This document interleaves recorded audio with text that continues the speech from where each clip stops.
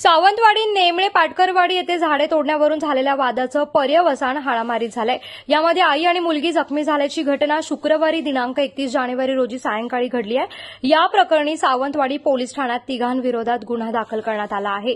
दीपाली दळवी आपल्या मुलीसह घरासमोरच्या पानन पायवाटेवरील पालापाचोळा गोळा करत होत्या। त्याचवेळी उत्तम पाटकर हा हातात लोखंडी पाळ कोयता घेऊन तेथे आला आणि पायवाटेवरील झाडे तोडणार असल्याचं सांगू लागला। दीपाली यांनी त्याला विरोध केला असताच वाद वाढला। त्याचा राग येऊन उत्तम पाटकर आणि त्याच्या पत्नी उर्मिला व मुलगी गीता यांनी दीपाली यांना शिवीगाळ करत मारहाण केली। दरम्यान उत्तमने हातातील लोखंडी पाळ कोयत्याने दीपाली यांच्यावरती वार केला। त्यांची मुलगी प्रतीक्षा मदतीसाठी धावली असताना तिलाही यामध्ये दुखापत झाली। या प्रकरणी दीपाली दळवी यांनी सावंतवाडी पोलीस ठाण्यामध्ये तक्रार दाखल केली असून पोलिसांनी घटनास्थळी जाऊन पंचनामा केला आहे। उत्तम पाटकर, उर्मिला पाटकर आणि गीता पाटकर यांच्या विरोधात हाणामारीचा गुन्हा दाखल करण्यात आला असून पुढील तपास सुरू आहे।